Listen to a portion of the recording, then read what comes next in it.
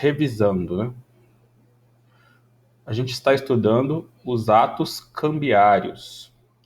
O que são atos cambiários? São atos praticados, né, por alguém no título de crédito que gera efeitos jurídicos. O ato cambiário, antes de ser um ato cambiário, é um ato jurídico, né? Aí você se lembra lá do direito civil, que tem atos sociais, né, fatos, né, sociais, e aí que não interessam para o direito. Quando eles passam a interessar para o direito, eles são chamados de atos jurídicos. Tem os atos jurídicos complexos, que são né, os contratos, e aí você estudou isso lá. Então, o direito regulamenta e, uma vez praticado esse ato, possui efeitos jurídicos.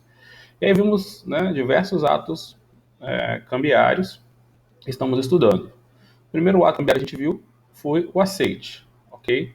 Então, o aceite é um ato cambiário, é um ato que alguém produz no título de crédito e gera efeitos jurídicos. Lembrando que o título de crédito nada mais é que um mero, né, um simples documento criado pelo direito empresarial para que os empresários, né, antigamente comerciantes, possam conceder crédito, né, com garantia, com possibilidade de circulação, tudo isso que a gente já viu.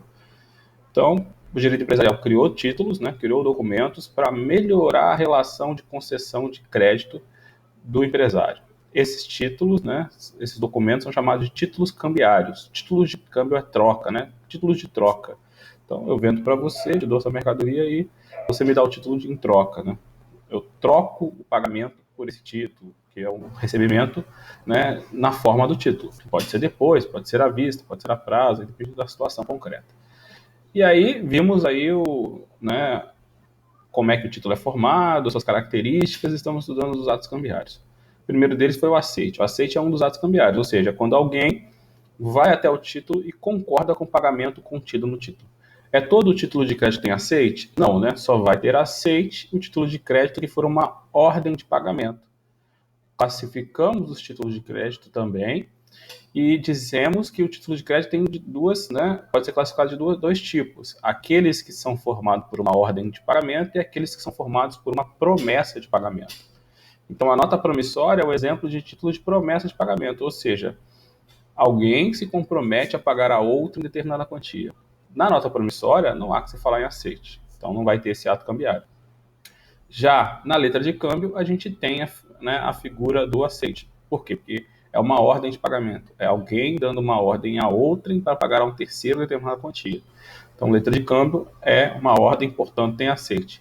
Duplicata é uma ordem e, portanto, tem um aceite. Cuidado, né? O cheque, em que pese ele seja uma ordem, também, né? Por quê? Porque você, titular de uma conta, né, corrente com o banco, dá uma ordem para o banco pagar determinada quantia, né, a lei não reconhece que esse pagamento pelo banco tem natureza jurídica de aceite.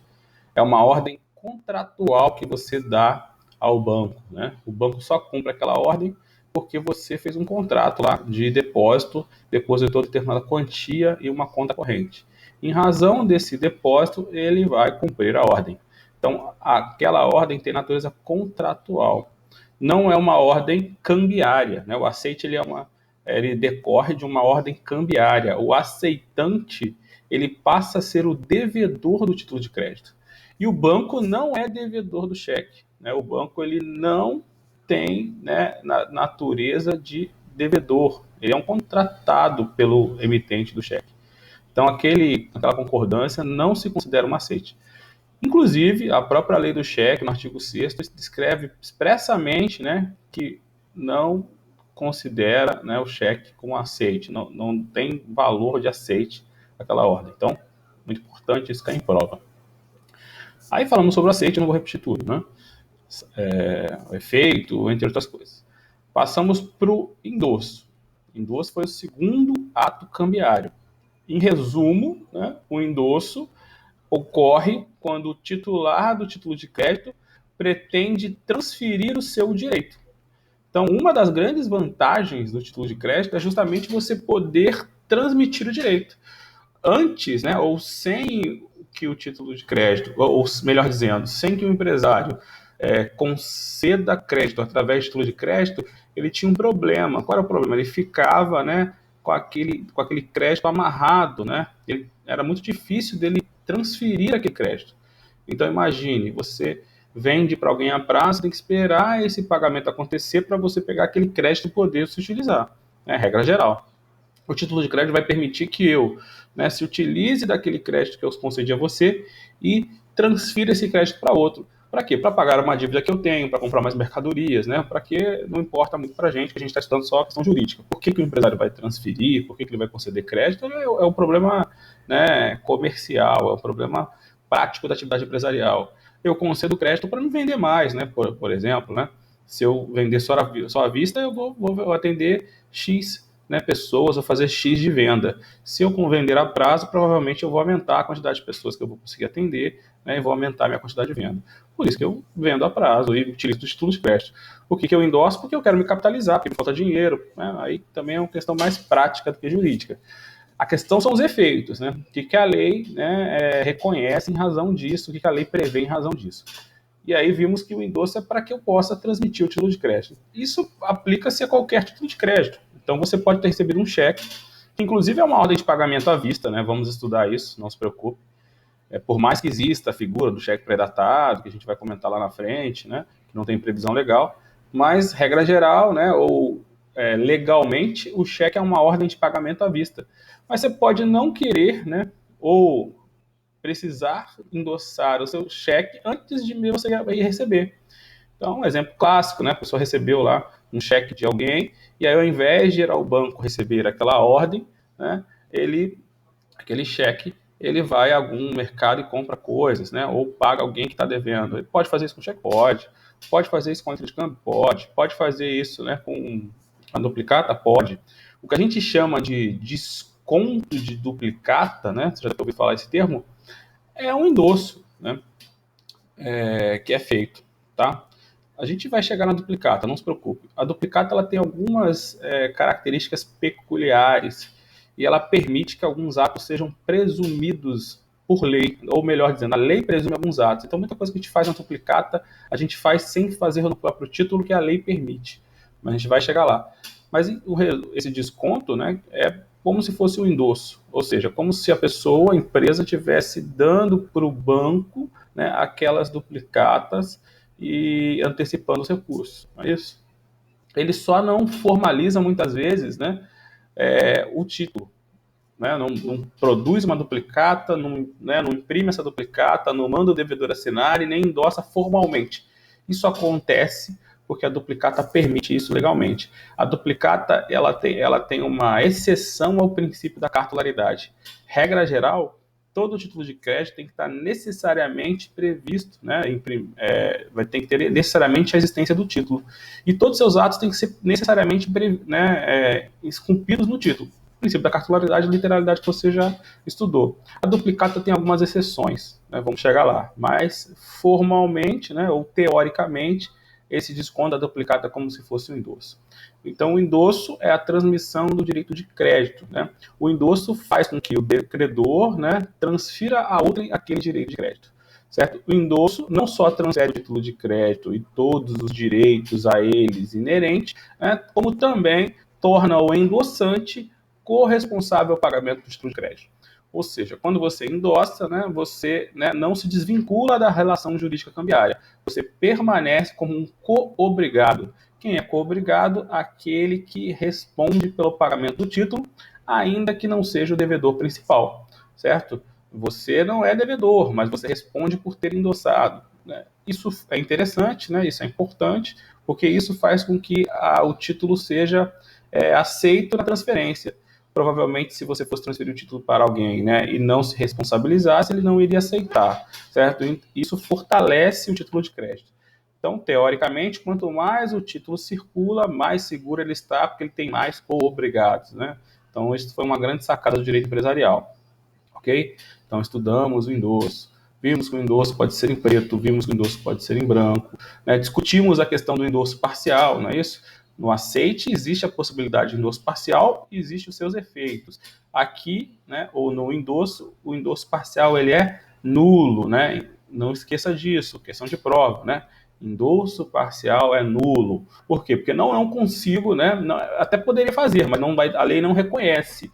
né? Quando a lei não reconhece algum ato, né? Quando aquele ato não produz efeitos jurídicos, se uma vez ele for praticado, né, ele é nulo, ok? Então eu posso assinar no verso do cheque dizendo que estou transferindo apenas 50% do seu valor, né? Até teoricamente, né, ou formalmente até posso lá assinar, mas isso tem valor jurídico? Não. Portanto, esse ato ele é nulo, tá? Essa questão né, do ser parcial, né, ou da parcialidade é importante, né, seja porque cai em prova, seja porque é diferente em cada instituto, e aí os examinadores acabam cobrando bastante. Vimos endosso em preto, vimos endosso em branco, vimos endosso próprio, endosso impróprio, né? Endosso próprio é aquele, né, que é configurado pela transferência do título de todos os efeitos, mas a lei reconhece alguns atos, né, que são meras transferências dos direitos inerentes ao título, e essas transferências são feitas em forma de endosso, e, portanto, a gente diz que são endossos impróprios. São endossos impróprios por quê? Porque transferem o título, sim, mas não plenamente, apenas parcialmente, ou apenas um dos direitos inerentes ao título. Ou seja, eu posso transferir o título para que alguém cobre meu nome, né? O direito de cobrar, né, é um direito inerente ao titular do crédito. Quando eu faço isso, é como se eu estivesse fazendo uma procuração. Só que fazer uma procuração né, lembre-se, uma procuração é um instrumento de um contrato de mandato. Então, se eu quisesse transferir um título para alguém e não existisse, ou se eu não quisesse se utilizar do instituto do endosso impróprio, né, endosso mandato, eu teria que fazer uma procuração, eu teria que fazer um contrato de mandato, né? Ah, eu fiz a procuração, não fiz contrato verbal, certo? Eu fui para o seu advogado, fez uma procuração e não fez o contrato, né? Aquele contrato está presumido, né? Ou melhor dizendo, aquele contrato é verbal. Existe um contrato, né? A procuração nada mais é, você já estudou isso no direito civil, do que o instrumento do mandato. Então, quando você dá a procuração, né, ainda que verbalmente, existe um contrato de mandato, certo? É a mesma coisa aqui no título de crédito. Eu poderia, né, transferir para alguém cobrar para mim através de um contrato de mandato? Poderia, né? Só que a lei criou um mecanismo muito mais fácil, muito mais simples, né? Eu pratico um ato, né, parecido com o endosso, na verdade, chamado de endosso, só que apenas para cobrança, né? Então esse é o endosso mandato. Da mesma forma, eu posso transferir o título de crédito apenas a título de garantia, né? Esse é o endosso calção. Tudo isso a gente já viu, né? Fazendo uma rápida revisão, só para fixar os pontos aí e vamos avançar, ok? Na aula passada, a gente falou ou começou a falar sobre o aval. Vou fazer uma revisão e vamos finalizar o que está faltando. O que é o aval? O aval também é um ato cambiário. O aval é um ato cambiário de garantia. Ou seja, né, o aval é um ato praticado no título de crédito em que o avalista, né, aquele que pratica o aval, garante o pagamento. Opa!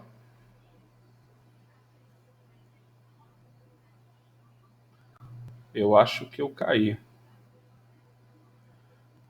Deu uma travada aqui. Vê se tá todo mundo me ouvindo de novo. Voltou? Beleza.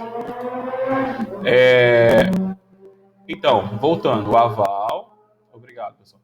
O aval é o ato cambiário de garantia. Então, o terceiro vem ao título de crédito e pratica um ato chamado de aval, e neste ato ele se compromete, né, ou ele garante o pagamento de um determinado devedor, né, de alguém do título de crédito. Pode ser o próprio emitente ou não, vai depender do título de crédito e das relações existentes no título de crédito. Então, imagine, eu, né, peço um dinheiro emprestado para o Fernando, ele me empresta, só que ele me exige um avalista, né? Então, ou seja, o aval é para mim. Mas não pode ser uma outra hipótese. Eu peço dinheiro emprestado para o Fernando, né? Ele me empresta e eu emito uma nota promissória. Ele não me exige um avalista. E ele fica com a nota promissória. A nota promissória é de R$10 para ser paga em 60 dias. 30 dias depois, o Fernando, né, recebe a visita sei lá, deixa eu ver alguém aqui que falou por último, da Mônica. A Mônica fala assim, Fernando, me pague, né? Aí o Fernando fala assim, dinheiro eu ainda não tenho, mas eu tenho aqui um título de crédito, uma nota promissória do professor Medina, você aceita? Ela fala, aceito, só que eu não sei se o Medina tem patrimônio, você não tem, eu conheço, me arrume um avalista. E aí vem a Carol, né, e se torna avalista da Mônica. Perceba, né? Então eu tenho uma outra hipótese, né? Quem foi avalizado foi o Fernando, no mesmo título de crédito. Poderia ter os dois avalistas, um para cada um, né? Aí a construção concreta vai depender do caso concreto, certo? As possibilidades jurídicas são enormes. Então, existe essa hipótese. Regra geral, se não houver dito, né, no ato do aval quem é o avalista, a lei diz que o aval é do sacador, né, daquele que emitiu o título de crédito. Isso está lá na lei da letra de câmbio. Isso é importante para fins de prova, ok? O aval é uma garantia pessoal, ou seja, aquele que avaliza, né, compromete-se com seu patrimônio a pagar aquela dívida. Então, o aval é uma garantia pessoal. Diferente das garantias reais, né, que você já estudou lá no direito civil. No direito civil, você sabe que existe, né, os institutos, né, ou o instituto, melhor dizendo, do direito real em garantia. Ou seja, quando você dá um bem em garantia. Né? Estudou isso, né? Estudou hipoteca, penhora, anticrese. Então, são direitos reais em garantia, ou seja, uma garantia real, né? Lembrando que real é coisa, né? Bem. Então, é um direito sobre a coisa, uma garantia da coisa. Vou pegar um empréstimo na Caixa Econômica Federal para comprar um apartamento. A Caixa fala, ok, te empresto o dinheiro, desde que você dê o bem como garantia. Então, você faz um contrato de empréstimo, né, de coisa fungível, né, mútuo, e nesse mesmo contrato você concede à Caixa Econômica Federal, né, aquele bem que você está comprando como garantia, certo? Caso é uma hipoteca, né? Então você concede à Caixa Econômica Federal uma hipoteca. Hipoteca, direito real, garantia. Perceba, né? É aquele bem que responde pela dívida. A casa, ok? O imóvel que você está adquirindo. Diferente do aval, que é todo o seu patrimônio. Pode ser que você tenha também uma casa ou até a mesma coisa para poder responder. Ou pode ser que não, depende. A diferença é que na hipoteca o bem fica atrelado à dívida, né? Então essa matrícula do imóvel, por exemplo, vai ser, né, feito um registro da hipoteca, impossibilita, né, que você venda sem anuência do credor. Né? Os direitos reais são mais fortes, né? Porque o bem está preso ali à garantia. E na garantia pessoal não, é o seu patrimônio. Como não tem nada preso, você pode desfazer do seu patrimônio, você pode alienar o seu patrimônio. Cuidado que isso pode virar uma fraude a credores, né? Ou uma fraude de execução, dependendo da hipótese. Né? Você pode, entre aspas, né? Eu posso porque eu não tenho, meus bens não estão presos. Mas se eu desfizer de um patrimônio, né? Ou do meu patrimônio, tendo contraído uma dívida, né, eu estou cometendo uma fraude a credores. Lá no processo, já estudou isso no direito civil, né, processo civil. Se eu fizer isso dentro de um processo, ou seja, pode ser citado, eu estou cometendo fraude de execução.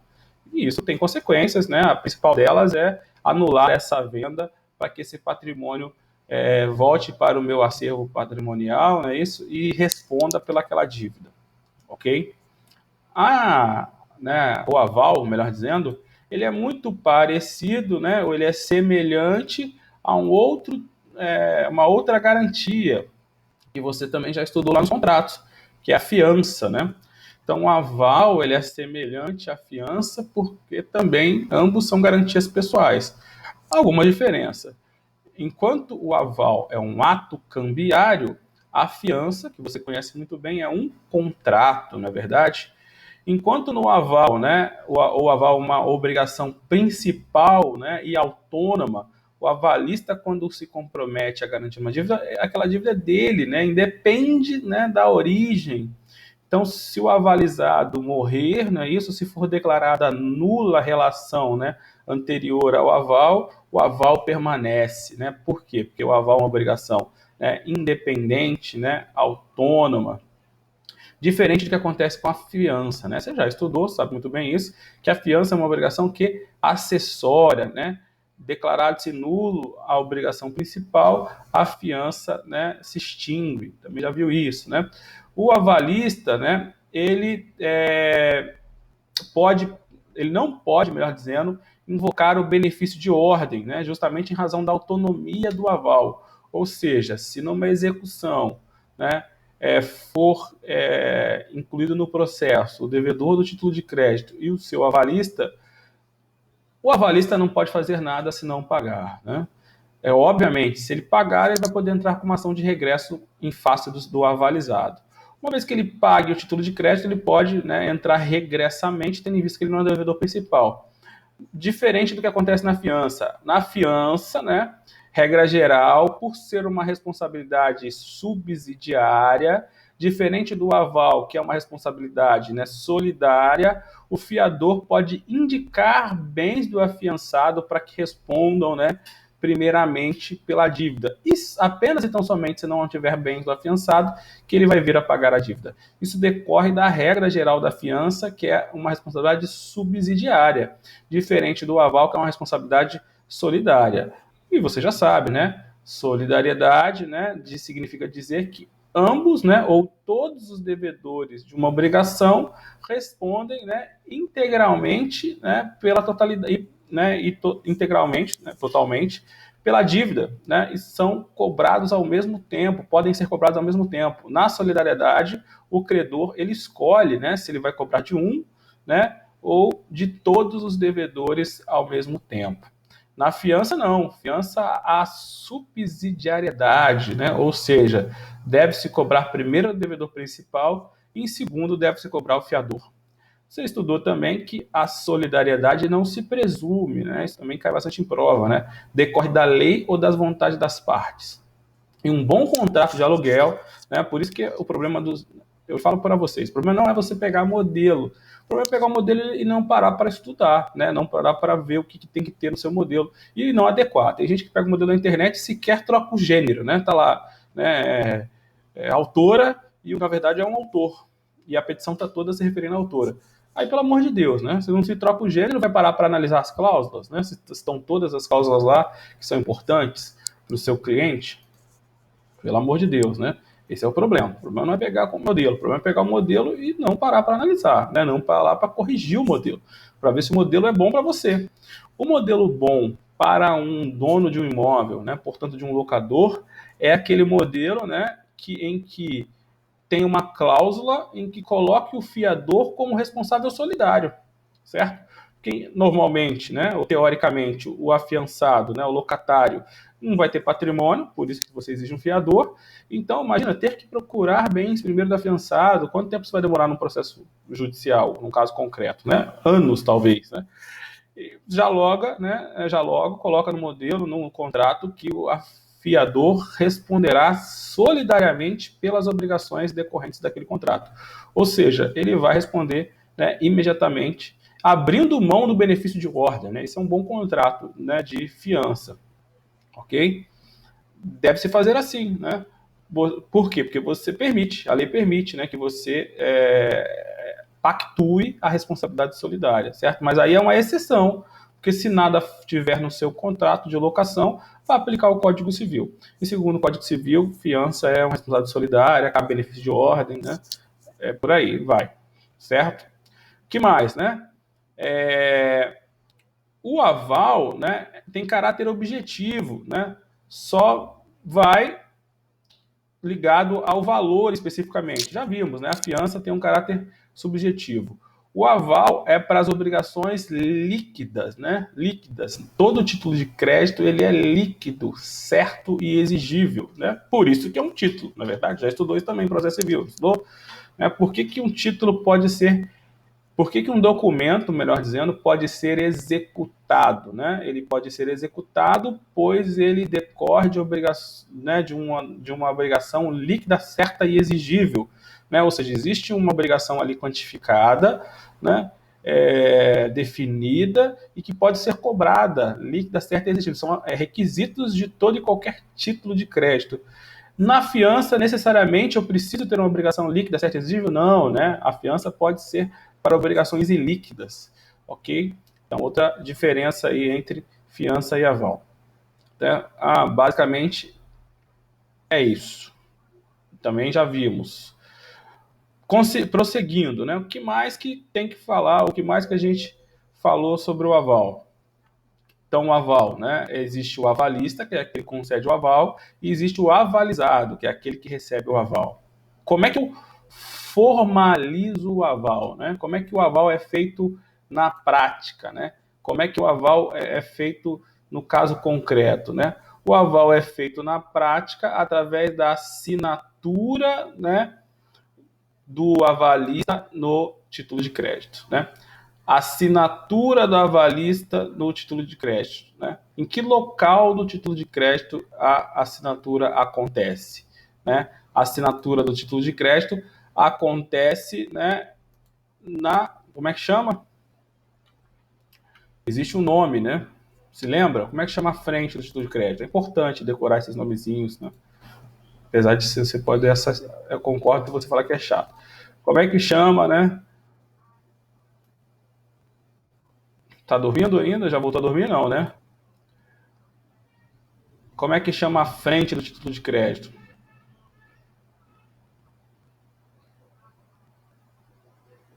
Tá de parabéns, tá participando da aula. Vê se tá aparecendo aí a frente do título de crédito. Se atrás chama verso, a frente se chama anverso. Parabéns. Tá aparecendo aí uma nota promissória? Alguém pode responder pelo áudio, por favor? Porque aí eu tenho que olhar para minha tela para aparecer para você. Não sei fazer de outra forma. Muito obrigado. Aí eu não consigo ver o chat, né? Essa daqui é uma nota promissória, né? Já te contei já te falei, né? A gente vai falar isso depois novamente. Que a nota promissória, ela não necessita, né, desse modelo, mas é muito comum, ou era muito comum antigamente você comprar esse modelo na papelaria, né? Mas não necessita. Você pode fazer uma nota promissória no caderno, né, na folha hoje em dia aí do Word, né, não tem problema nenhum. O manuscrito vai ter o mesmo valor jurídico desde que tenha, né, os requisitos legais. Nessa nota promissória, né, emitida, né, pelo Inocêncio, né, ele se compromete a pagar R$ 1.000, não é isso? No dia 12 de abril, né, de 2000 e xxx, né, vamos pôr aí 2021, a estelionato, certo? Então, estelionato é o devedor, né, desse título de crédito, é o emitente da nota, perdão, Inocêncio é o devedor do título de crédito, né? Inocêncio é o emitente da nota promissória, também chamado de sacador da nota promissória, e estelionato é o credor desse título de crédito, certo? Estelionato é o credor desse título de crédito, ele é o beneficiário desse crédito, ok? Ele disse que emprestaria os R$ 1.000 por Inocêncio desde que houvesse um avalista, né?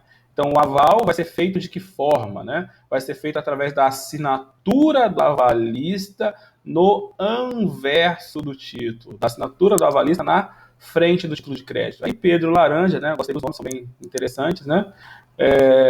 Assina aqui na frente, garantindo o pagamento desse título. Então, na data do vencimento, se Inocêncio não pagar, né, o estelionato vai poder cobrar, né, obviamente, do próprio Inocêncio e também do Pedro Laranja. O aval pode ser em branco ou o aval pode ser em preto. O que é um aval em branco? É a mera assinatura na frente do título, igual está aqui, né? Sem a identificação do ato, ok? Eu assinei, não disse para quem estou assinando, estou praticando um aval em branco. Em outras palavras, aval em branco é a assinatura do avalista sem a identificação do avalizado, ok? Poderia fazer assinatura no verso, né? Poderia fazer assinatura no verso, só que eu preciso identificar o ato, né? Então imagine aqui, né? Esse aqui é o verso do título de crédito. E aí eu tenho que escrever, né? Avalizo Pedro Laranja, ok? Isso seria um aval, né? No verso. É possível, a lei permite, desde que eu identifique o ato. Eu não posso simplesmente assinar porque vai haver confusão com outra assinatura possível, que é o endosso. A mera assinatura no verso sem a identificação é considerada endosso, ok? Então vimos o aval em branco, vimos o aval em preto. Até aqui alguma dúvida? Que mais? O aval pode ser também sucessivo e o aval... Antes de falar do aval sucessivo e o aval em preto, vamos falar do aval em parcial e do aval total. O aval que a gente está estudando, né, até agora, o aval que eu comentei até agora, é o aval total. O que é o aval total? Laranja, os nomes são bem sugestivos, eu adorei aqueles desenhos ali. O aval que a gente comentou até agora é o que a doutrina chama de aval total ou de aval completo. Porque é aquele em que um avalista garante a integralidade do valor do título de crédito. Ok? Ou seja, o Pedro Laranja vai pagar, né, ou se comprometeu a pagar os R$ 1.000. Ele não disse nada, né? Então é um aval total.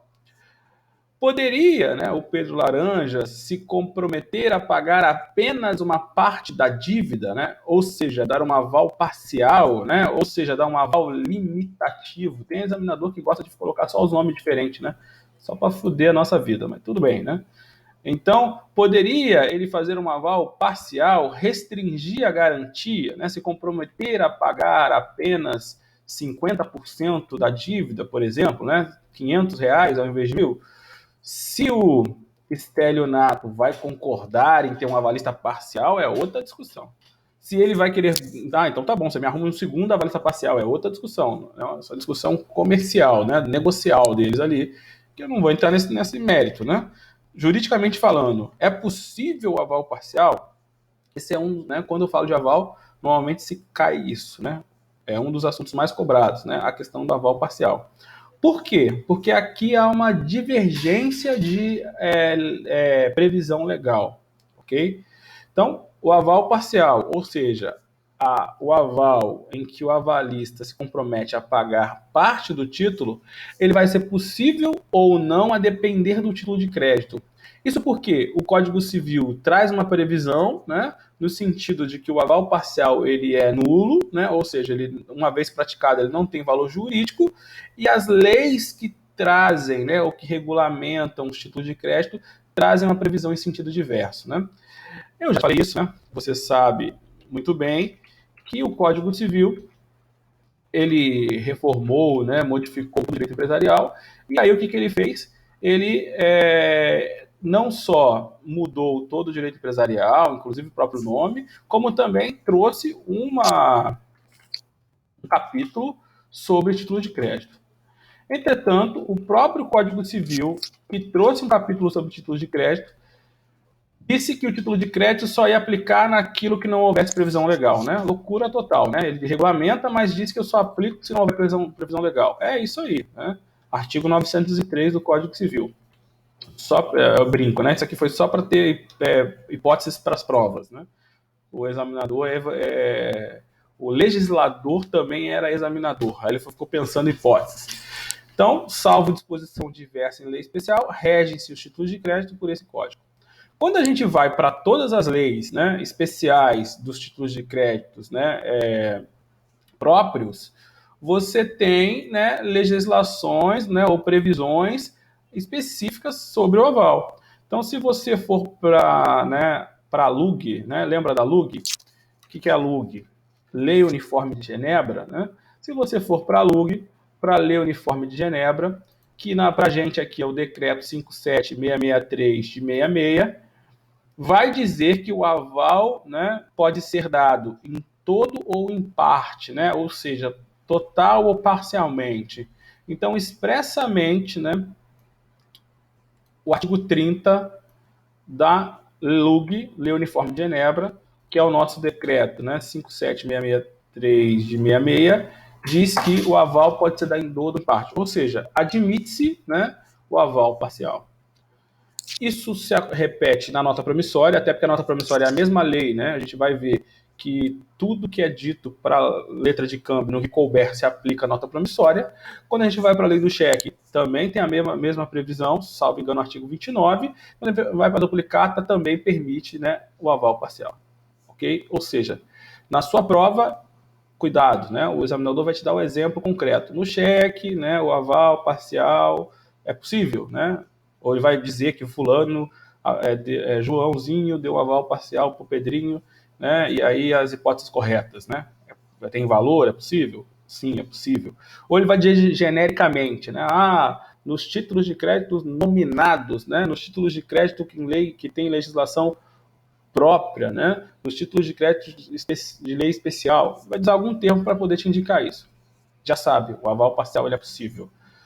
Se ele não identificar, né, especificamente o título, se ele falar que é num título qualquer, a gente diz que, né, a doutrina fala que o Código Civil ele até serve, mas, né, ele vai ser aplicado nos títulos criados pelas partes. Teoricamente, as partes podem criar um título de crédito com base no Código Civil, certo? E se for esse o título de crédito, né, um título criado pelas partes, um título nominado, né, criado pelas partes com base no Código Civil, né, para ficar melhor, né, um título inominado, né, não enumerado, né, com base no Código Civil, você vai ter que aplicar o artigo 8, deixa eu ver se eu acho aqui, 897, parágrafo único. Então, 897, parágrafo único, né, expressamente diz que é vetado o aval parcial. Né? É vetado, se alguém praticar ele, é nulo, ok? Então, muito cuidado, né? A parcialidade, né, nos atos cambiários vai ter efeitos jurídicos a depender do título. Então, se for no aceite, o efeito, né, é possível, mas o efeito é antecipação do título do vencimento, né, e o devedor do título de crédito é o próprio sacador. Se for no endosso, o aval parcial é nulo, né, e se for o endosso parcial, perdão, é nulo, e se for no aval, depende, né, qual o título. Pode ser que seja nulo, né, ou vetado, se for com base no título de crédito, e pode ser que seja permitido se for no título de crédito especial. Eu sei que isso é detalhe, né, eu sei que isso né, picuinha, peculiaridade, melhor dizendo, e é isso que o examinador gosta, né, as provas mais inteligentes cobram isso, né, só cobram coisas que você tem que saber mais de uma coisa ao mesmo tempo. Tem que ter um conhecimento mais amplo, tá? Então, destaque aí para você, se você estivesse anotando com seu caderno, falar assim, ó, faça um coração, né? Faça um asterisco, que isso aqui vai cair na prova, né? Olha que legal. Por falar em prova, né, já vou passar o trabalho para P2, o primeiro trabalho para P2, tá? Gostaria que você, vou passar com muita antecedência, para que você faça com tranquilidade, né? Não fique sobrecarregado, certo? O que eu vou querer? Eu vou querer 20 questões da OAB. Penade, se tiver. Vou te dar uma moral, né? Vou falar assim, ó, não precisa nem responder, nem colocar a resposta toda, né? Vai colocar o caput, a pergunta e a resposta correta. Ok? Apenas a pergunta e a resposta correta. Estou, né, estimulando você a estudar para a OAB e ainda vou te pontuar por isso. Olha que legal. E a resposta correta. Então, nosso primeiro trabalho, obviamente, manuscrito, né? Para você saber o que está fazendo, né? Não que você faça isso, a maioria dos alunos aí são ótimos, estudiosos, maravilhosos, mas eu tenho certeza que quando a gente não só lê, mas como também escreve, é mais fácil de fixar o conteúdo, né? Então fácil, né? Baixa a prova da OAB, né? E seleciona 20 questões sobre direito empresarial, né? Cambiário, né? A parte do direito cambiário e pergunta, resposta. Olha que maravilha, né? Para entregar na P2, daqui a, sei lá, nem sei quando é P2, daqui a 2 meses aí, aproximadamente. Talvez um pouco mais, um pouco menos. Então, faz com calma, uma horinha você faz isso. Já é o nosso primeiro trabalho, certo? Eu devo passar pelo menos mais um aí para fechar a pontuação de P2, certo? Se voltar, né, que eu não acredito que voltemos aí para P2, minha esperança é que a gente volte para o segundo semestre. Se voltar, o trabalho está valendo, tá? Já está valendo, é o mesmo trabalho, não se preocupe, ok? Eu só vou depois adequar a questão da pontuação, mas a princípio está valendo, certo? Pode ir enviando, já pode, né? Faz, me manda, até prefiro, né? Porque aí eu já abro uma pastinha aqui, já jogo o trabalho para dentro, já tem uma planilha aqui de Excel com o nome de vocês, já anoto que você mandou, é muito melhor. Eu vou contabilizando de forma mais tranquila também, para não ter que fazer tudo no dia. Já fez, pode mandar. E aí, como aconteceu dessa vez, na aula eu vou entrar, vou confirmar o recebimento, né? Para ninguém ficar sem nota e não acontecer de você mandar e eu não receber. Ok? Vamos lá. Alguma dúvida? Acho que até aqui tudo eu já tinha falado, né? Aval em branco, aval em preto, aval total, aval parcial. O que ficou faltando, né, do aval, para a gente fechar esse assunto, é o aval e a outorga uxória? Eu cheguei a comentar, eu acho que não, porque eu anotei aqui para falar. O que é outorga uxória? Alguém já viu, né? Quem está no nono, família nono, né? Família nono, vocês estão, a maioria acho que está no oitavo, não é isso? O que é outorga uxória? Você vai ver no nono período em direito de família, né? Com o professor Carlos lá, maravilhoso, Natália, não sei quem dá para vocês. O que é outorga uxória, né? Instituto do Direito de Família, relativo ao cônjuge, muito bem, né? Isso aí. Outorga uxória é a necessidade, né, da anuência do cônjuge para alienar imóveis, né? Na verdade, para, né, não é só alienar, né, mas para gravar com ônus reais imóveis, né? Para proceder a alguns atos, melhor dizendo, né, de forma mais genérica, para proceder a alguns atos relativos ao patrimônio comum. Então, a outorga uxória é a necessidade legal em que, para algumas pessoas, né, ou a depender do regime de casamento,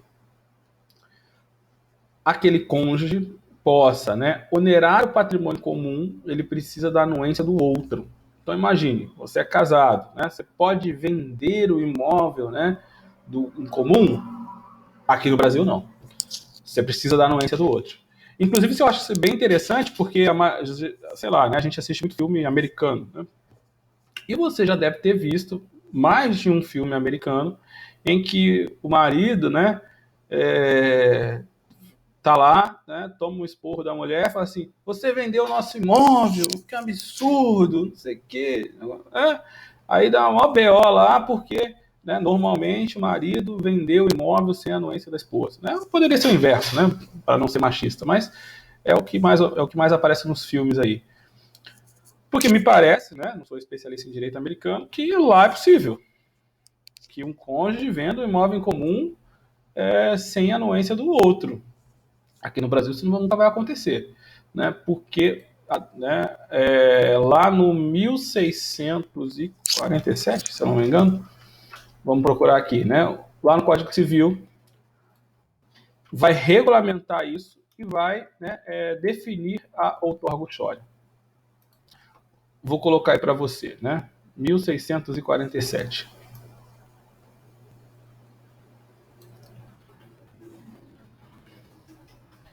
Ressalvado o disposto no artigo 1648. O que diz o 1648? Né? O 1648 são as autorizações judiciais. 1648. Cabe ao juiz, nos casos do artigo antecedente, suprir a outorga quando um dos cônjuges denegue sem motivo justo ou que lhe seja impossível concedê-la. Então, você precisa vender um imóvel para pagar o tratamento da esposa, né? Ela não quer, ou do marido, não importa, do cônjuge. Ele não quer assinar, não, vou morrer, você vai ficar sem casa, né? Aquela história de filme, né? E aí você vai para o juiz concede, porque ela não quer. Ou ela está em coma e não pode, né? E aí, precisa assinar, vai para o juiz, né, supre aquela autorização, certo? Muito bem, né? Parabéns, aí o colega lembrou. Outorga uxória também é chamado de outorga marital, né?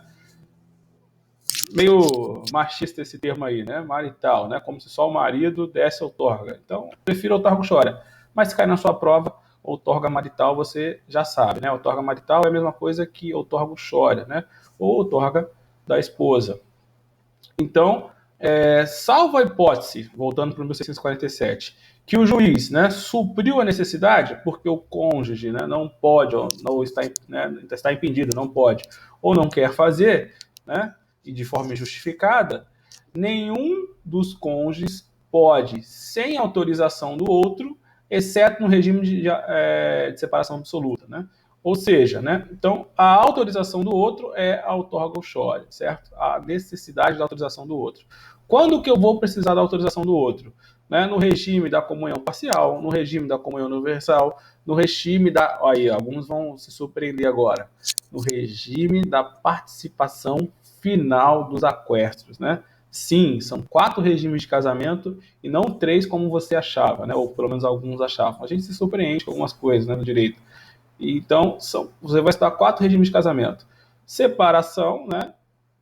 absoluta de bens, separação total, que você conhece, aí separação pode ser legal ou, né, ou convencional, comunhão universal de bens, comunhão parcial e participação final dos aquestos, né? Eu brinco, falo assim para os alunos, né? Esse aqui é aquele que você junta e divide e depois separa.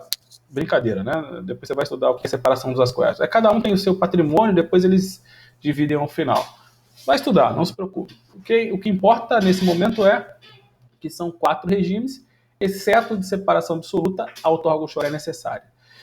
E aí, né, necessária para quê? Né? Inciso 1, para alienar ou gravar de ônus reais, bens imóveis. Para alienar ou gravar de ônus reais, bens imóveis. Ou seja, o que é alienar? Vender, né? É o exemplo mais comum, né? Mas pode acontecer outra hipótese. Gravar. Então, quando você vai lá pegar uma hipoteca, né? Quando você vai pegar um dinheiro emprestado e vai dar o bem como garantia, você está gravando o bem de um ônus real, né? Não são direitos reais de garantia. Então, quando você concede à Caixa um direito real de garantia, sobre aquele bem, né, fica gravado, né, um ônus real, né? Ou seja, um peso, né? Um peso sobre a coisa. Qual é o peso? A dívida, ok?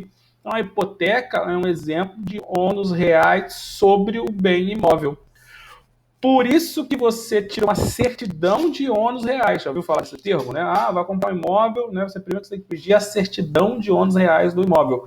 É a certidão, né? Uma declaração lá do tabelionato responsável pelos imóveis, né? Que é o RGI, que vai dizer se sobre aquele bem tem algum ônus reais, né? Então, se tem uma penhora, né, judicial, porque ele não pagou IPTU, por exemplo, ou não pagou uma dívida e recaiu sobre o bem, se tem uma hipoteca, né? Então, qualquer compra, né, de bem, né, precede de uma certidão de ônus reais. Por quê? Para ver se esse bem tem algum gravame, né, que a gente chama. E para que esse agravame aconteça, regra, né, voluntariamente, obviamente, por parte do cônjuge, uma coisa judicialmente.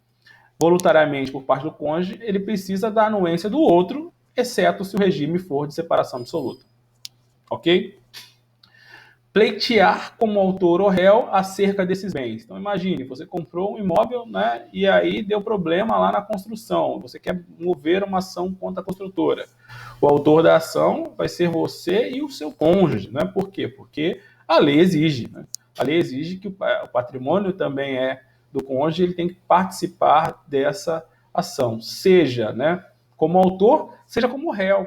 Então, por exemplo, no escritório a gente entra com ações de cobrança de condomínio. E aí você, né, praxe, né? O que é o certo de você fazer? Pedir uma ônus reais, né, no RGI para ver, né, se o autor, né, quem é o proprietário. 2, se o proprietário é casado e qual é o regime de casamento. Porque se for, né, casado, né, o cônjuge tem que entrar no polo passivo. Se eu não colocar o cônjuge no polo passivo, depois o cônjuge vai poder pedir para proteger sua ameação, porque ele não foi citado, né, naquele processo. Então, é só aí dando um exemplo para você. E o que nos interessa, né, chegamos aí finalmente, prestar fiança ou aval. Né? Prestar fiança ou aval, segundo o Código Civil, né, para prestar fiança ou aval, também é imprescindível, né, a necessidade de outorga uxória. E, por fim, fazer doação. Essa discussão aí, né, a respeito de prestar fiança ou aval, ela foi parar na justiça, pessoal. Né? Foi parar na justiça por quê? Né? Porque né, entendeu-se, né, ou questionou-se se exigir do aval a outorga uxória não ia reduzir, né, não ia, né, minimizar a importância do instituto. Então, né, tem várias ações, não, tem uma ação judicial importantíssima do STJ sobre esse assunto. E o que se discutiu, né, nessa ação? Né? Se discutiu se a necessidade da outorga uxória, né, para o aval se era interessante, né? Se era boa, né? E mais, né? Como é que isso ia ser aplicado, tendo em vista, né, que o aval já existe e as leis especiais. Senhor Lopes, valeu, Luciano, pode deixar, te dou presença. Se a necessidade, né, da outorga trazida pelo Código Civil de 2002 se aplica aos títulos de crédito que são anteriores, né? Lembra disso? Então, discutiu-se muito isso. E a gente tem aqui uma súmula, uma jurisprudência bem interessante, que eu vou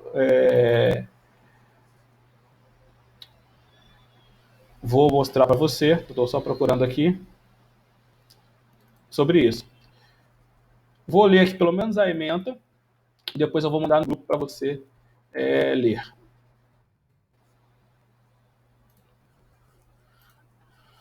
Alguém, por gentileza, me diga aí no áudio se está enxergando a jurisprudência.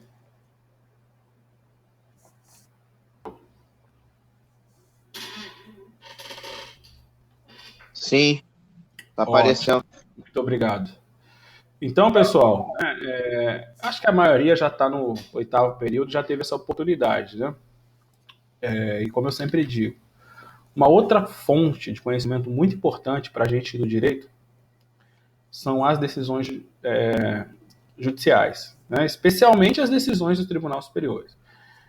Por mais que você não goste do Gilmar Mendes, né? Tem gente que gosta. Por mais que você não goste do Toffoli, por mais que você não goste de A ou de B, as decisões em si são muito bem feitas, né? Até porque eles têm uma equipe, né, de juízes auxiliares que estão lá para auxiliá-los, né?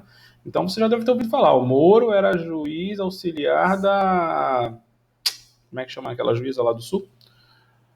Da... Carmen Lúcia? Não, Carmen Lúcia saiu. Me ajuda aí, pô. Da juíza lá do STF. O Moro era juíza de uma das juízas, da do Sul, esqueci o nome. E eles estudam um caso, né, fazem a decisão e levam para o juiz, né, lá, para o ministro, melhor dizendo, o resultado. E o ministro concorda ou não. É mais ou menos o que acontece com a sentença, né? A sentença de uma vara civil, aí quem é estagiário do fórum sabe. Quem faz é o assistente lá, o secretário, o estagiário, muitas vezes. A crítica, né, que eu tenho, primeiro que né, com respeito, né, mas os estagiários, ainda que sejam os melhores estagiários como o Can, ainda estão no começo. E muitas vezes, talvez por ações, os juízes acabam entregando aquela decisão para o estagiário fazer e muitas vezes sequer corrige, né? E aí você tem decisões aí esdrúxulas, né, por falta de capacidade técnica, correção, entre outras coisas. Na prática, né, nenhum juiz vai fazer todas as decisões, nenhum ministro. Diferente, né, do ministro do STF, que vai pegar o melhor juiz lá, que ele conhece de direito penal, né, lá especialista em direito penal, crime de lavar dinheiro, e vai colocar no seu gabinete. Vai pegar o cara lá que é filho da galáxia, né, de direito do trabalho, né, que inclusive é professor, que escreve livros, e vai requisitar ele para o seu gabinete. Então ele tem uma equipe, né, de dezenas, aí, às vezes, né, várias pessoas, juízes extremamente qualificados, especialistas nas suas áreas, que estão lá para auxiliá-los, né? Para não dizer que estão fazendo ali as suas decisões, certo? Então, as decisões são boas, né? Muitas vezes são verdadeiras aulas, e muitas vezes tem até dezenas de páginas, tem acórdãos aí com 300 páginas. Em resumo, leia muitas decisões, né? Elas são uma grande fonte de conhecimento. Existe uma outra crítica, né? Porque antigamente a jurisprudência ela era baseada na doutrina, né? Hoje em dia ela acaba, né, que não levando em consideração a doutrina, mas aí é uma crítica mais, né, deontológica, uma crítica mais prática. Para a gente que está no início, ler já é um grande começo. Porque eles vão discutir o instituto, né? A jurisprudência vai muitas vezes trazer uma origem do instituto, vai comparar o instituto, isso vai te levar além daquela mera leitura literal do artigo. Na leitura literal do artigo, né, o 1647 diz expressamente que não cabe, né, ou que exige-se a outorga para o aval, ponto. Certo? Na leitura literal do artigo. Mas e quando chega no caso concreto? Né, é assim que vai acontecer? Não necessariamente. Por quê? Porque o judiciário vai interpretar o caso concreto. Tá, mas é em todos os casos, né, que eu preciso ou é só do Código Civil para frente ou para trás, ou é só nos títulos regulados pelo Código Civil. Perceba que, né, existem lacunas, né, não preenchidas pelo legislador que vão ser objeto de interpretação. Nesse sentido, né, vem esse recurso especial fazer essa complementação aí ao previsto na lei, tá? Recurso especial 1.526.560 de Minas Gerais. O relator foi o ministro Paulo Tarso Sanseverino. Acho que a maioria já viu, né? Mas eu parto do princípio que ninguém viu. O acórdão, ele é feito da seguinte maneira, né? Existe um resumo no início, né? Que a gente chama de ementa, e depois tem lá, né, o acórdão em si, que é o que foi acordado, né, a decisão final. Depois tem um relatório, né, que é o ministro que conta o caso. Depois tem o voto, né, vencedor, né, inclusive alguns acórdãos têm um voto, né, divergente. E basicamente essa estrutura, né, o voto que conduziu ali a decisão do acórdão, certo? Decidimos dessa forma, com base naquele voto. Recurso especial. Ou seja, se é recurso especial, é bom que a gente começa, né, a encaixar uma coisa na outra. Se é recurso especial, é porque eu estou discutindo a aplicação de lei federal, não é isso? Você sabe muito bem disso. Eu não estou discutindo a aplicação do Código Civil, né, portanto, lei federal. Então, recurso especial, direito cambiário. Né? Então, na ementa, o que o relator do voto faz? Ele vai jogando palavras, né, que resumem o caso e a decisão em análise, né, a decisão do caso concreto. Então, discute em recurso especial a aplicação do direito cambiário, especificamente a aplicação do aval e da outorga uxória. Como falou o nosso amigo lá no chat, também chamada de outorga marital, ok? Dá-se, né, ou verifica-se qual é a interpretação que deve ser dada ao artigo 1647, inciso 3º, que a gente acabou de ler, né? Se você não lembra, né, o 1647 fala, né,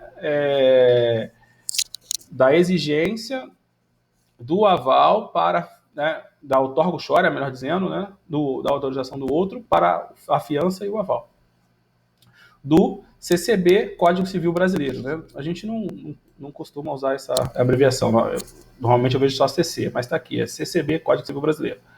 À luz do artigo 903 do mesmo édito, né? Édito é diploma legal, né? Então, do mesmo diploma legal, certo? Lembra, né, do artigo 903 que a gente comentou? O que diz o artigo 903, né? Salvo disposições diversas em contrário, aplica-se, né, o Código Civil, ou seja, tenho disposição diversa em contrário, não aplico o Código Civil.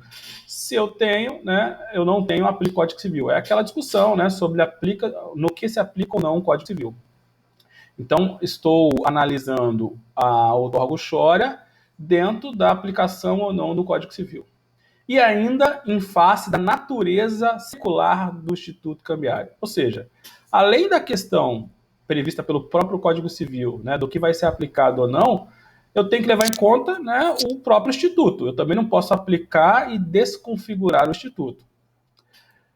Olha que interessante. Revisão do entendimento anterior desse relator. Ou seja, o relator já tinha dado decisões em outro sentido, ele mudou e deixou isso claro aqui. 1. O Código Civil de 2002 estatui, em seu artigo 1647, inciso 3, como requisito de validade da fiança e do aval, institutos bastante diversos, em que pese ontologicamente constituem garantias pessoais, né? Ou seja, na origem sejam garantias pessoais. Então, a fiança, né, e o aval, apesar de ser institutos diversos, são garantias pessoais, estão previstas lá no artigo 1647 e tem como requisito de validade a outorga uxória, né? Ou seja, o consentimento por parte do cônjuge garantidor. 2. Essa norma exige uma interpretação razoável, sob pena de descaracterização do aval como típico instituto cambiário. Ou seja, posso exigir a aplicação, né, do da outorga Shoria para todo e qualquer aval? Não. Né? Eu preciso de uma interpretação razoável, sob pena de descaracterizar, né, o instituto como instituto cambiário. 3. A interpretação mais adequada com o referido instituto cambiário, voltada a fomentar a garantia do pagamento dos títulos de créditos, a segurança do comércio jurídico e, assim, o fomento da circulação de riquezas, é no sentido de limitar a incidência do artigo 1647, inciso 3 do Código Civil aos avais prestados em títulos inominados regrados pelo Código Civil, excluindo-se os títulos nominados regidos por lei especial. Então, olha que coisa do cacete, né? Essa legislação, essa jurisprudência reafirma, né, ou traz todos aqueles conceitos que a gente viu, inclusive hoje, né? Então, a interpretação melhor que deve ser dada, né, para o aval é aquela que mantém, né, ou permite o título de crédito ser um título de crédito. Ou seja, né, que faça com que o aval, né, do título de crédito seja uma garantia, que dê segurança às relações jurídicas. Né? E aí, qual foi a interpretação dada? Né? Eu vou limitar a incidência do 1647, ou seja, né, a necessidade de outorga Shoria, apenas aos avais prestados aos títulos nominados. E exclui-se aos títulos nominados. Ou seja, para um cheque, para uma nota promissória, né, para uma duplicata, que são os títulos nominados, eu não aplico 1647. Eu não preciso, né, eu não exijo, né, a outorga Shoria. Então, se você é um empresário, né, e vai lá e dá um aval num título emitido pela sua empresa, né, muito comum, né? Então, eu sou empresário, eu vou lá no banco e troco uma duplicata. E aí o banco me exige que eu, como pessoa física, avalize a PJ, certo? Ok? Eu não preciso da outorga do meu cônjuge. Por quê? Porque essa é a melhor interpretação. Porque se eu precisasse, né, eu ia, né, trazer uma insegurança jurídica. Imagina, né, o credor lá, o banco, teria que saber qual é o meu regime de casamento e exigir que o meu cônjuge fosse assinar. Né? Isso seria muito ruim para o comércio. Né? Seria muito ruim para o instituto jurídico. Então, para o instituto jurídico funcionar, eu, como empresário, posso fazer a prestação, né? Ou a garantia, melhor dizendo, daquela dívida, independente, né, de outorga Shoria. É óbvio, né, que se o meu cônjuge não assina, ele não vai, o patrimônio dele ou a ameação dele vai estar preservado, que essa é outra situação, ok?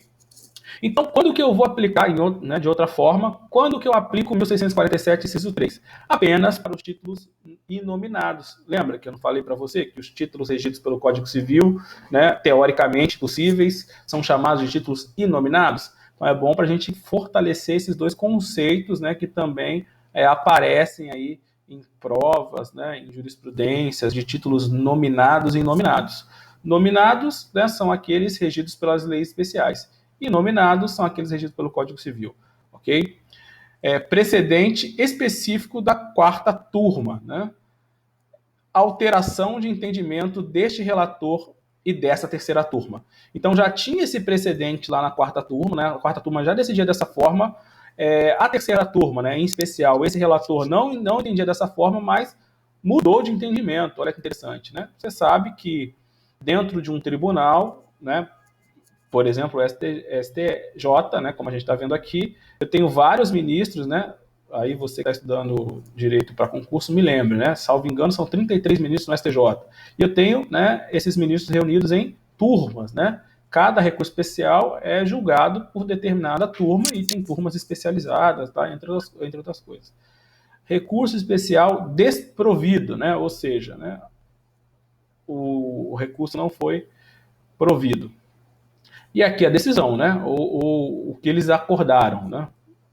Vistos e relatados esses autos, em que são partes acima indicadas, decide a Igreja Terceira Turma do Superior Tribunal de Justiça, após o voto vista do ministro Ricardo Vilas Boas Cueva, por unanimidade, negar o provimento ao recurso nos termos do voto do senhor relator, ministro Ricardo Vilas Boas, Marco Aurélio Belize e Moura Ribeiro votaram com o ministro relator. Não participou do julgamento a ministra Nancy Andrighi, tá? Então, assim, eu adoro esse acórdão, né?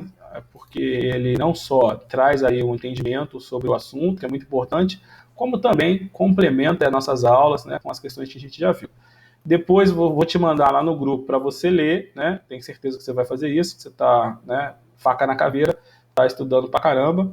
E aí tem, né, o relatório, como eu disse, né, que é a historinha, trata-se de recurso especial, interposto por fulano, com base no artigo tal, né? Vou passar aqui rapidamente. E aí vai contando, né, mais ou menos a história. O voto, né? O voto é muito importante, porque ali a gente dá só o resumo, né?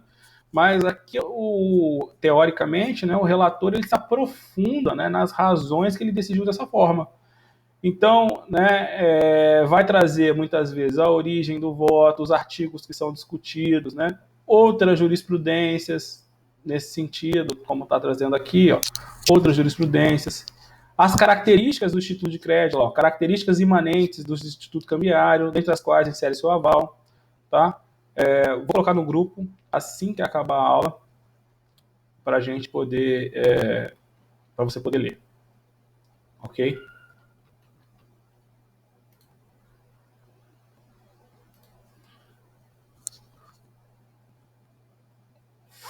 Foi? Até aqui alguma dúvida?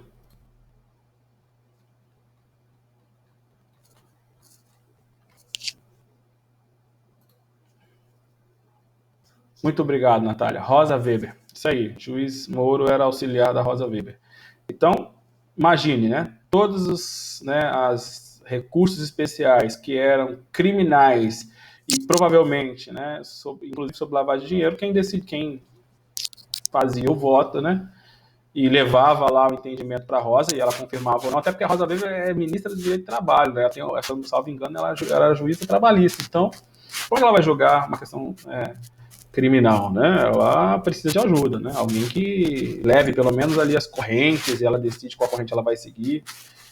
E muito bem. Então, eles têm, né, uma gama lá de juízes auxiliares que vão ajudar. E os votos são ótimos, assim, são muito bons. Eu sugiro que você leia todos que você puder. Demanda tempo, né? Demanda esforço, porque esse é pequeno, tem 18 laudas, tem acórdão de 300 páginas. São verdadeiras aulas. Pessoal, o próximo assunto, não vou, né, só para você que tem gente que gosta, né, e é o ideal, né, nem não significa dizer que seja possível, né, de ler a próxima matéria. O próximo assunto que a gente vai estudar é protesto, tá? Só fazer uma introdução. O que é protesto, né, ou protesto cambiário, né? Protesto, a gente diz, né, ou a lei define, melhor dizendo, que é o ato cambiário formal e solene pelo qual, né, se prova a inadimplência de uma obrigação.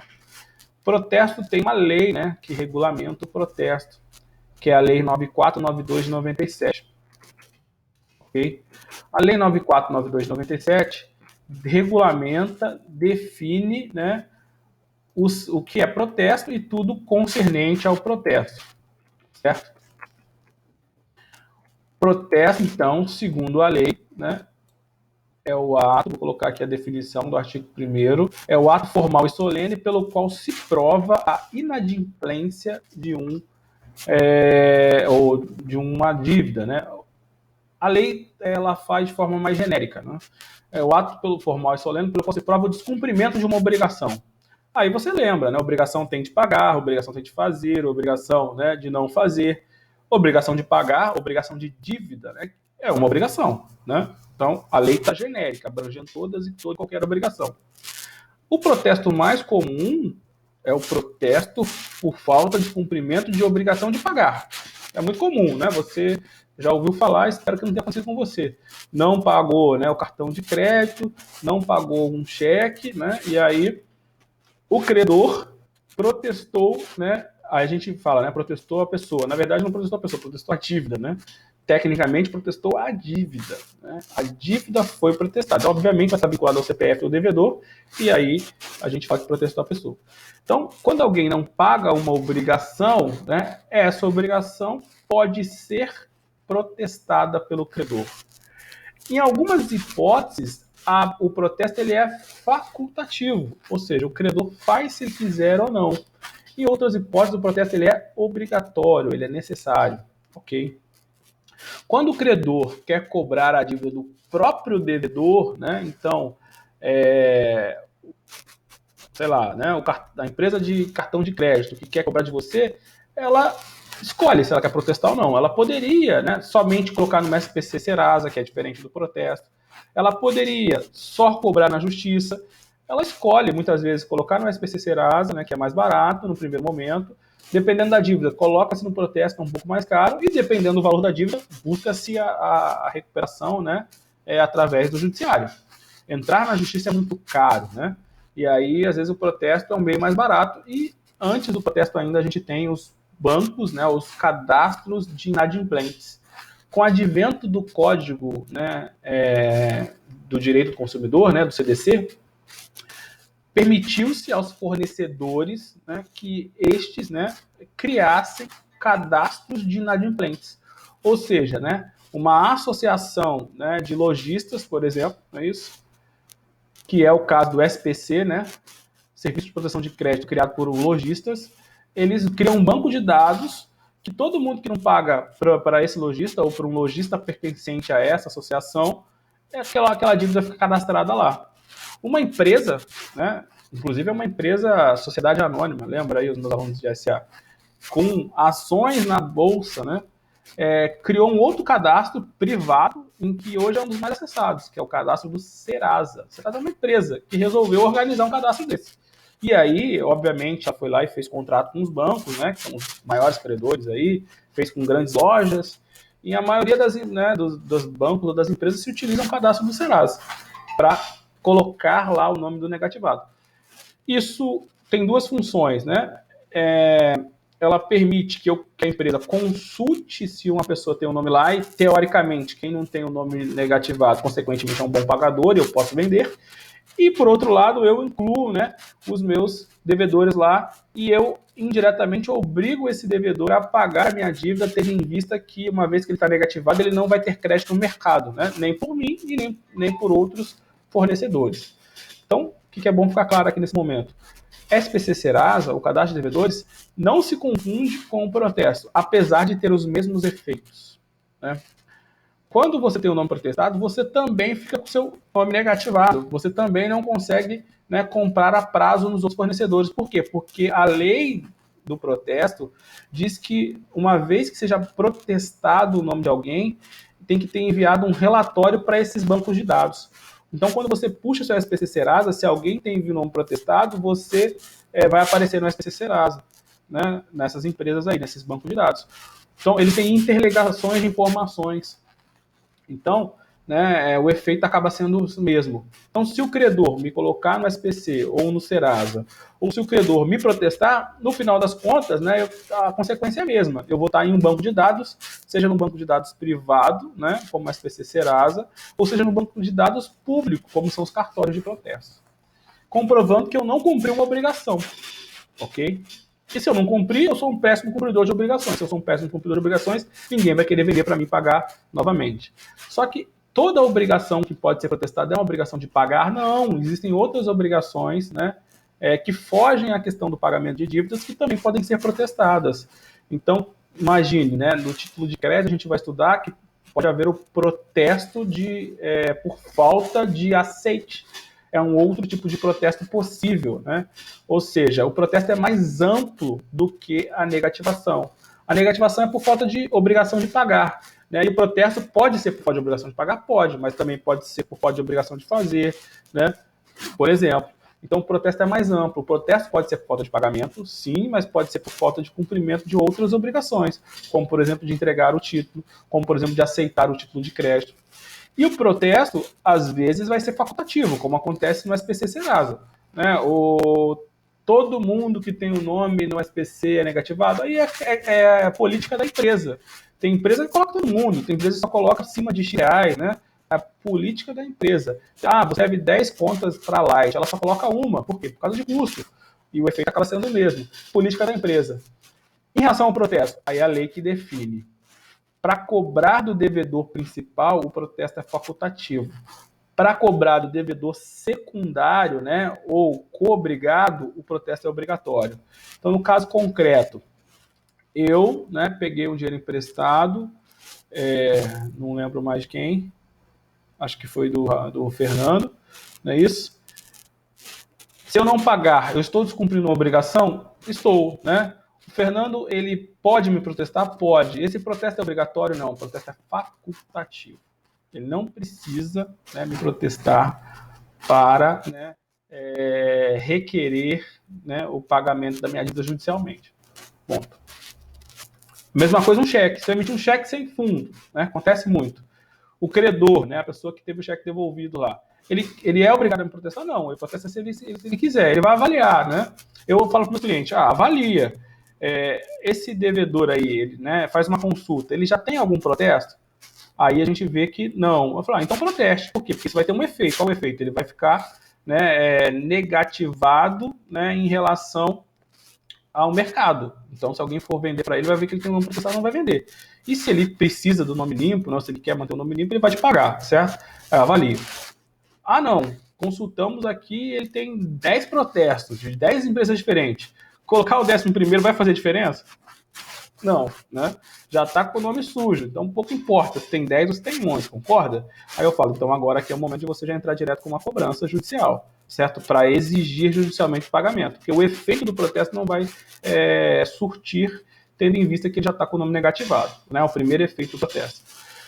Mas nem sempre vai ser assim. Se naquela nota promissória que eu emiti para o Fernando, né, a gente tinha um avalista, que eu não lembro quem foi o exemplo da época, Mônica, né? A Mônica era avalista, a lei diz que para o Fernando cobrar da Mônica judicialmente é imprescindível o protesto, ou o protesto ele é obrigatório. Eu não gosto do termo obrigatório porque ninguém é obrigado a fazer nada, né?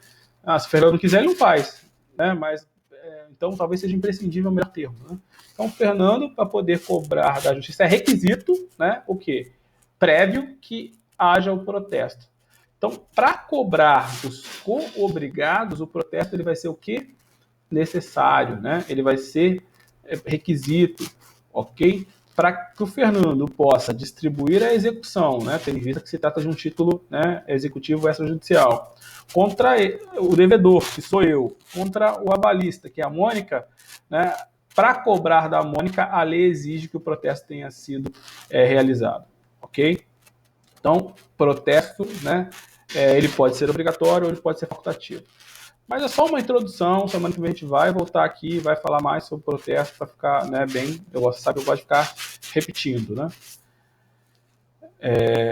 Esse é o objetivo, para ficar bem fixado aí para você. Então, semana que vem a gente vai falar mais sobre protesto, vai dar uma olhadinha na lei, é bem tranquilo, tá? Alguma dúvida? Alguma dúvida?